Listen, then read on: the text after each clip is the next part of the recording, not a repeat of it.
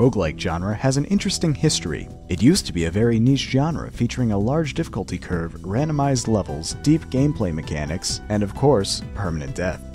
Up until a few years ago, the most popular roguelikes were top-down graphic-less games where your character was nothing more than an @ symbol. Your imagination was left to fill in the blanks. Most games use this graphical limitation to their advantage. They would devise in-depth interactions between items, magics, traps, and creatures, creating scenarios that would be a chore to illustrate. In an old-school roguelike game, every step you made had to be carefully calculated, as one mistake could lead to your immediate death. If you spotted a bat nearby, you'd best approach with caution. For all you knew, this bat was a demon bat, with acid blood, and a +5 attribute to rabies. It was these random elements and interactions that helped players feel immersed in a unique world of their own imaginations, much like Dungeons & Dragons. With the evolution of graphics and gameplay, however, the roguelike genre has also seen some modifications. A genre that was once only known for its fantasy settings and turn-based gameplay now features games with real-time spaceship battles and even action elements. These games entering the scene market themselves as roguelikes, but whether or not they truly are is constantly up for debate by the purists of the genre. These games have split the roguelike community, and even created a new genre known as roguelite. And now we come to Quest of Dungeons, a game with randomized levels, permanent death, turn-based combat, and tons of RPG elements. At first glance, most people would call it a roguelike. But is it? In the beginning, you pick one of 4 classes: a warrior, a wizard, an assassin, or a shaman. Each class has their own traits, stats, and skills, meaning there's a playstyle for everyone.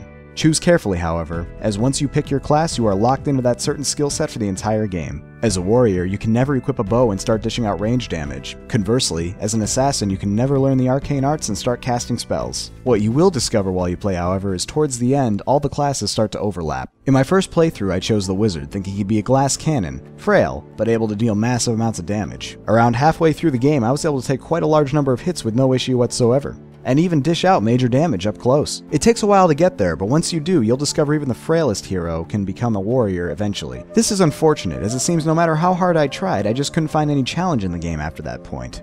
This was partially due to the enemy AI being exceptionally dim. If you ever find yourself entering a room with a super powerful enemy, you can simply close the door and they'll never come after you. None of the enemies in the game can open doors, not even the final boss. This issue is made exceptionally worse by the damage over time effects in the game. Nearly all of my offensive spells had the chance to deal some kind of damage over time effect, which takes a huge chunk of health out of an enemy each turn. If I applied the damage over time effect on them once and stood behind a door the whole time, they would simply sit in the dark and die. Even if it wasn't enough to kill them, I could simply open the door and do it again until they died. Even if there was no door available to me, all I had to do was hit them and walk around the room until they finally died of the DOT. It's easy to kite enemies in this game because there are no corridors at all. It's near impossible to get trapped by enemies. In addition, there's an exceptionally small amount of enemies that have ranged attacks themselves. Almost every enemy feels the exact same. The gameplay balancing in Quest of Dungeons can cause some serious issue for anyone looking for a challenge. Even on the hardest difficulty, I was able to clear out rooms with no issues as a range class. The only range limit that exists in the game is the Fog of War.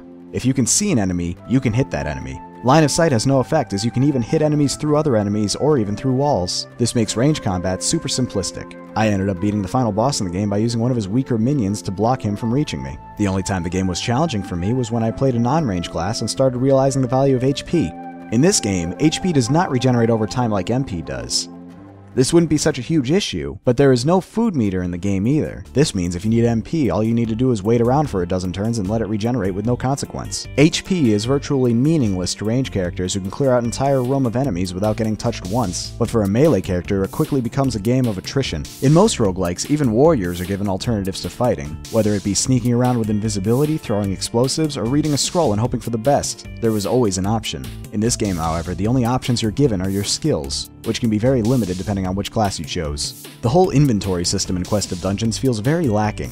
Each character is given 7 equipment slots: a weapon, a shield, a ring, a hat, a chest piece, pants, and shoes. While this sounds impressive, it's all sadly very superficial. None of your equipment will ever do anything for you beyond boosting your stats. There are no enchantments that could say turn you invisible or reflect damage back to enemies. It's all really just stats. There's no restriction to equip anything. It doesn't matter what your level is or your stats are, if you have it, you can equip it. Most importantly, everything is completely identified when you pick it up. This takes much of the guesswork out of equipment and ends up making it just plain boring. There's no risk whatsoever to it all. It's also worth noting that stats are invisible to the player and feel completely pointless. There is no stat sheet in the game that lets you see your character's current stats beyond your attack power, magic power, and defense. Despite that, the game will still throw stats at you, such as vitality and agility, with no explanation for what they do.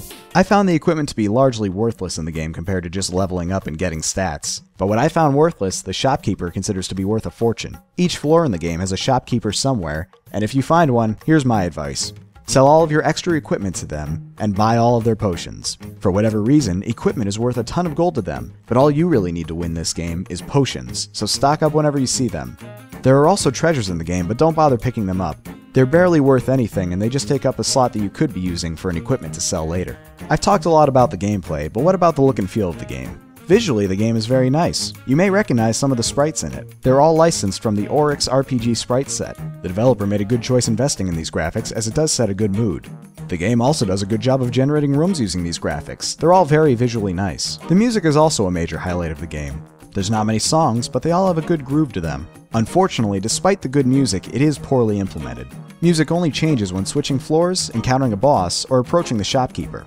This means you can end up hearing the same song for a very long time in between, and the songs are only about a minute and a half long. In addition, whenever the music does switch, it switches at random. The music ends up feeling disconnected from the game because it's not really associated with anything. It's simply background fodder. It would be nice if each level coincided with a different song. But now we come back to the original question. Is Quest of Dungeons a roguelike? It looks like a roguelike. Sometimes it even acts like a roguelike. When you put it all together, I'd have to say it is a roguelike, but it's a very entry-level roguelike. This is a game that you would recommend to somebody who's interested in the concept of a true roguelike, but not quite ready to jump into Nethack or Pixel Dungeon. As far as barriers to entry go, this is the absolute smoothest transition you could make into a game like Dungeons of Dreadmore. While this game will offer no real challenge to roguelike veterans, it's a great place to start for absolute newcomers of the genre. Thanks a lot for watching. If you enjoyed this review, don't forget to like, comment, and subscribe. I've also got another review right over here you might want to look at. Yeah, you might want to take a look at that. My name is Highsight, and I'll see you next time.